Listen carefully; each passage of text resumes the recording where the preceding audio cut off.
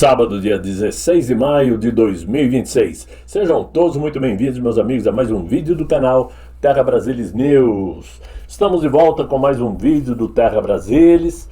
Espero encontrar a todos muito bem para poderem me ouvir. E tenham paciência, por favor. E temos bons assuntos e muita polêmica. Eu quero começar com notícia séria. E a notícia séria é que parece que a substituição daquele delegado da Polícia Federal que estava justamente investigando, cuidando do caso do Lulinha, não caiu muito bem para o ministro André Mendonça, né? Até então, o caso estava sendo coordenado pelo delegado-chefe da Divisão de Repressão a Crimes Previdenciários da Polícia Federal. E foi ele quem pediu a prisão do careca do INSS, né? O tal do Antônio Camilo Antunes. E, claro, suspeito e certo de que era o chefe do esquema de desvios de aposentados, do dinheiro dos aposentados. E era também responsável por administrar todas as ONGs, vamos chamar assim, que faziam descontos dentro do INSS, descontos indevidos sem autorização, né? Esse delegado também estava cuidando de outros alvos, evidentemente, como parlamentares, e também foi ele quem pediu investigação contra o Lulinha. Olha aí a chave do problema, o motivo pelo qual ele foi afastado, com certeza. Lulinha, que é o filho mais velho do Inácio, né? Só que essa decisão da Polícia Federal incomodou muito o ministro André Mendonça, que é o relator do caso do INSS dentro da Suprema Corte, e que não havia sido informado desta troca. A Polícia Federal alegou que transferiu o inquérito do INSS, da Divisão de Repreensão e Crimes Previdenciários, para a Coordenação Geral de Repressão à Corrupção, Crimes Financeiros e Lavagem de Dinheiro, para que as ações da Polícia Federal ficassem melhor coordenadas, né? Não colou. Por esse motivo, o ministro Mendonça então solicitou esclarecimentos e manifestou incômodo, porque o comando anterior estava coordenando as negociações também sobre delações premiadas dos presos. Também é o outro X da questão, né? Se deletar, ou melhor, se delatar, vai deletar. O quê? Deletar a imagem de muitos desses que se posam de grandes políticos, grandes parlamentares, executivos, né? O delegado substituído também preparou relatórios da Polícia Federal que apontaram suspeitas em movimentações financeiras daquela moça, vamos chamar assim, a Roberta Luxinger, né? Ou Luxinger. São muitas pronúncias aí que eu me enrolo todo. Mas ela que é amiga do Lulinha, amiga do careca do INSS, que inclusive viajaram juntos em jatinho. As defesas negam irregularidades, claro. Só que antes da reunião do André Mendonça com agentes da Polícia Federal, o senador Carlos Viana, que era o presidente da CPI do INSS, solicitou esclarecimentos ao diretor-geral da Polícia Federal, Andrei Rodrigues, que até a semana passada estava em viagem com o Inácio lá na Casa Branca. Mas ele pediu explicações sobre a substituição do delegado. E claro, nós estamos aí agora na espera de uma explicação que convença, porque explicação por explicação não adianta dar, mas que isso tem tudo a ver com a situação das possíveis delações premiadas que podem surgir, e também para abafar o caso do Lulinha, isso está mais do que claro. Porque o que importa no momento é deixar Flávio Bolsonaro no radar. É o que interessa agora, não é? Mas, agora, vejam só o que está acontecendo no nosso Brasil. Virou manchete nessa semana, que vai terminando hoje, como vocês todos já sabem, não somente o vazamento programado daquele áudio, onde claramente o cidadão Flávio Bolsonaro cobrava do cidadão Daniel Vorcaro o cumprimento de um acordo assinado pelo ex-banqueiro de financiamento do filme Dark Horse, ainda em 2024, quando Vorcaro era tratado como popstar entre os banqueiros. Mas virou notícia também a trairagem de Romeu Zema, que antes mesmo de ouvir um pronunciamento de Flávio Bolsonaro, já comprou de imediato a notícia para atacá-lo gratuitamente, o que certamente lhe custou muito mais votos do que reconhecimento por sua ação. Zema ganhou a devida fama de traidor, não por defender alguma ilegalidade, mas por fazê-la sem ter conhecimento da verdade. Mas, já que ele gosta de acusações, vou até aproveitar aqui uma mensagem que eu recebi do amigo Oscar Diego sobre um post feito no Instagram pelo Sargento Rodrigues, que serve para mostrar o que pensa o Romeu Zema e como ele age, mostrando que ele não é aquele primor de honestidade. Basta fuçar na história através da internet para descobrirmos algumas coisinhas. Por isso costumamos dizer que quem fala demais acaba dando bom dia ao cavalo.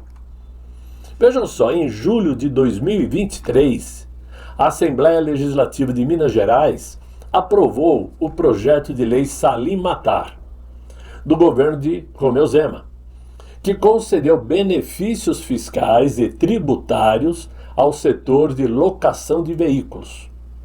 O projeto isentava as locadoras de veículos durante 6 anos do pagamento de impostos.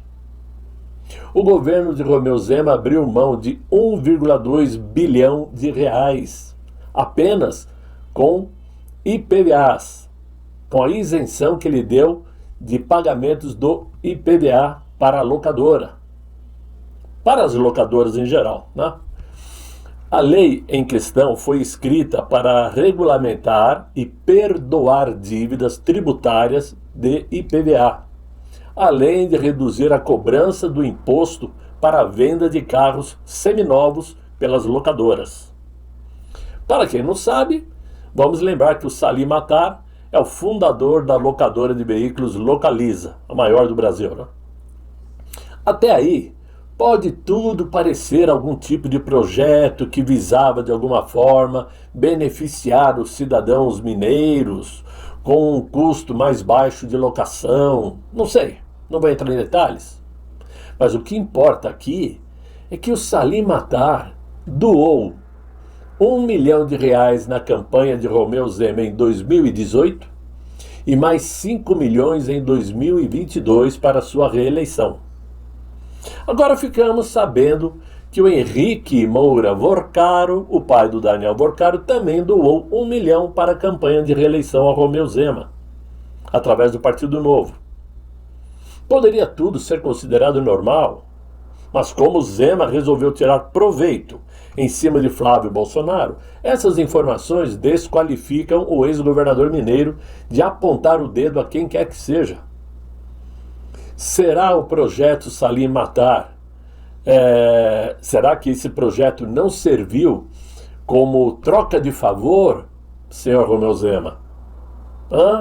Será que ele não financiou suas campanhas como agradecimento pela isenção que o senhor deu para a Localiza, causando prejuízo ao Estado pelo não recolhimento de impostos?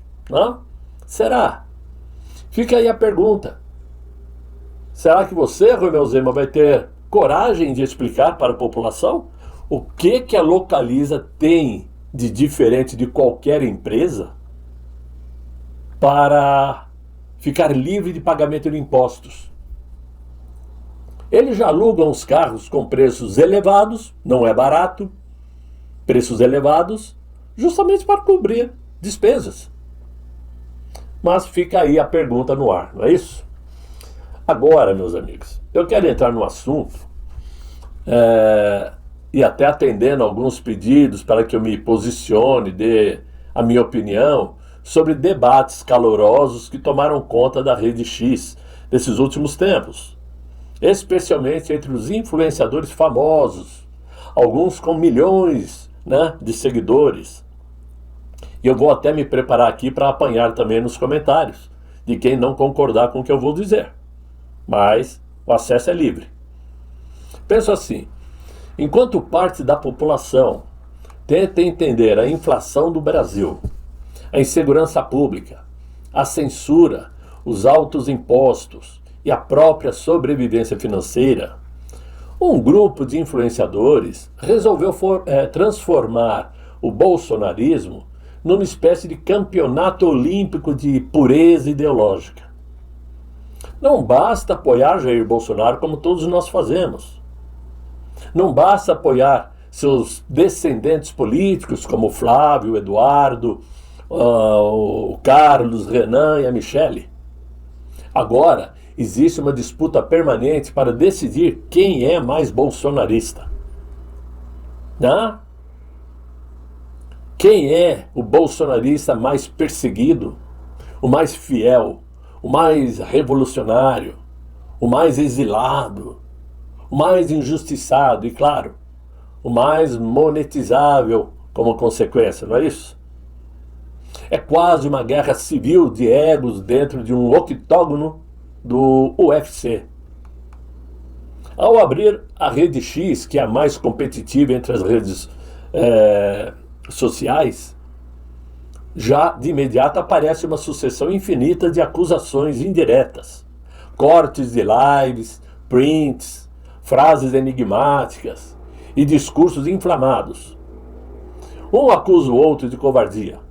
O outro responde dizendo que sempre esteve na linha de frente. Surge então um terceiro dizendo que muitos se venderam. E logo aparece um quarto afirmando que tem informações de bastidores. E outros pedindo cancelamento de canais rivais. Tudo acompanhado de capas de vídeos agressivas, música épica, caixa alta nos títulos e pedido de Pix patriótico. O Pix é legítimo pedir, porque evidentemente quem trabalha de graça é relógio automático. Fora isto, está tudo muito exagerado. No fundo, muitos desses personagens parecem ter descoberto que o conflito interno dá mais engajamento do que o adversário externo.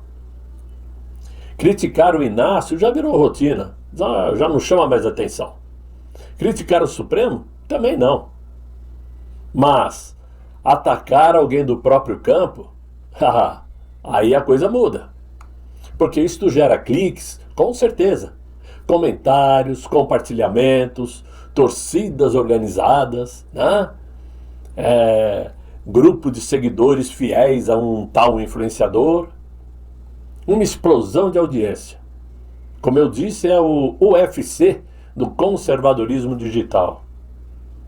Figuras aí como Alan dos Santos, Luiz Ernesto Lacombe, Rodrigo Constantino, Paulo Figueiredo, Kim Paim, Revista Oeste e tantos outros, que eu ficaria muito tempo aqui trazendo nomes, acabaram se tornando símbolos involuntários desse fenômeno, independentemente de quem esteja certo ou esteja errado.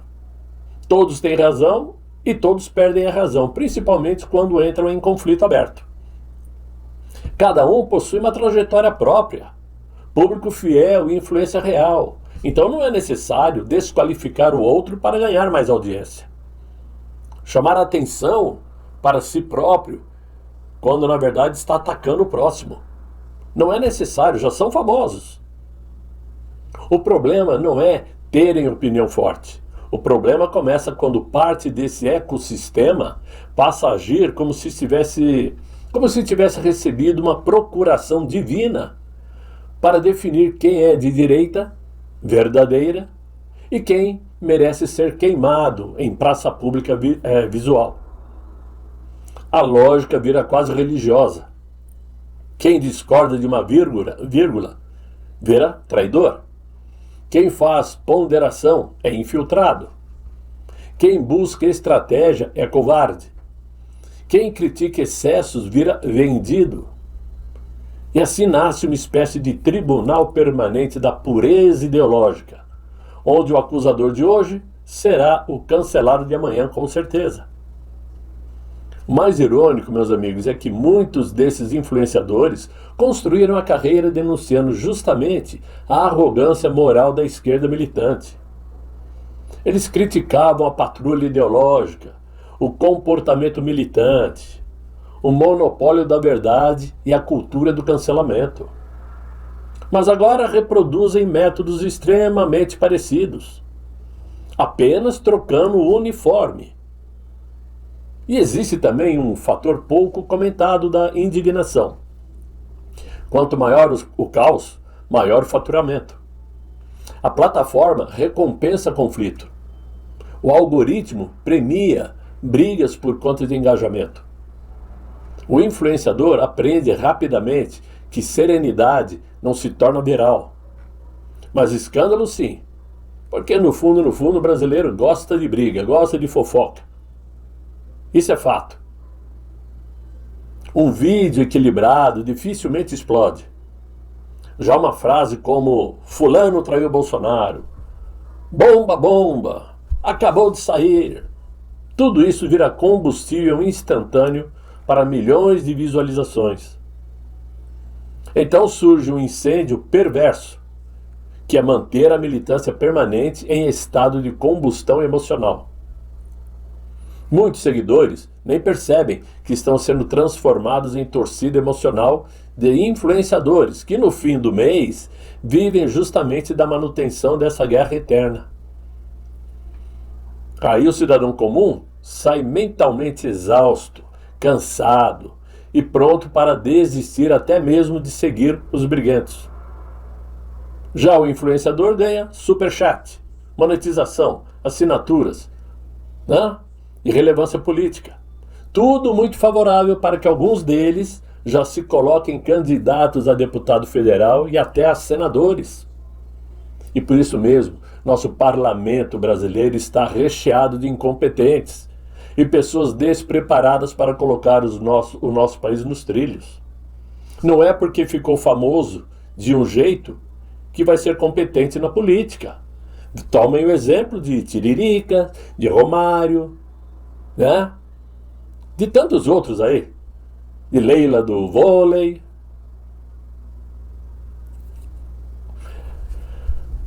Enquanto isso, a direita brasileira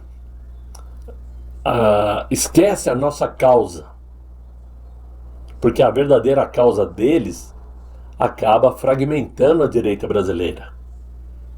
Por isso sempre dizemos que a direita está se dividindo. Porque há uma diferença gigantesca entre liderança e estrelismo. Liderança organizada é uma coisa, mas o estrelismo, ela divide. Liderança pensa em projeto coletivo, o estrelismo pensa em câmera, alcance e protagonismo pessoal. Liderança sabe recuar quando necessário. O ego inflado, não. O ego precisa vencer toda discussão, mesmo que destrua o próprio ambiente ao redor.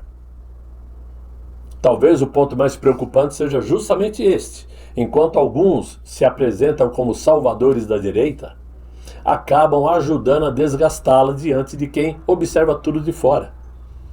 Porque o público comum começa a enxergar vaidade, disputa de ego, culto de personalidade e guerra comercial disfarçada de patriotismo. Essa é a nossa realidade, infelizmente, meus amigos, porque uma coisa é certa. Você fazer um vídeo no YouTube é uma coisa. Está lá o vídeo para quem quiser buscar aquele canal e assistir aquele vídeo.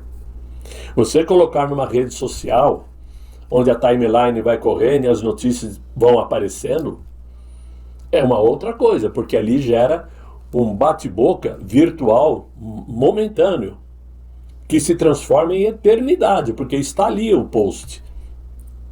Aí você vê a resposta de um, a resposta do outro, o outro repica e assim vai. Isso não ajuda a direita, isso divide. O tempo que essas pessoas gastam para brigar, poderiam gastar para ter ideias boas, propor boas ideias, né? Principalmente quando precisamos, nesse momento, fortalecer sim a candidatura do Flávio Bolsonaro, defendê-lo com unhas e dentes, porque saindo Flávio Bolsonaro não temos outro. Não temos outro. E aí, como vai ficar? Vamos ter que correr atrás e escolher um nome na dúvida? Está na hora de colocarem panos quentes nessa situação, acalmarem-se e começar a voltar para o que interessa, que é transmitir boas ideias, boas informações, que eles sempre têm. De uma maneira ou de outra, eles conhecem pessoas, acabam tendo como transmitir coisas boas. Então esse era o recado. Se vocês, meus amigos, estavam pedindo minha opinião, eu dei. Se eu agradei ou não, já é outros 500. Mas de qualquer forma, é o que eu tinha para vocês nesse vídeo de hoje. E eu espero que vocês tenham gostado. Se gostaram, vão deixar os likes, né? Porque eu também preciso de like, né? Mas o like dá quem quer, né? E desejo a vocês aí um excelente final de noite nesse sábado, muito bom descanso. E até amanhã, se Deus quiser e Ele há de querer. Fiquem bem, fiquem com Deus. Tchau, tchau.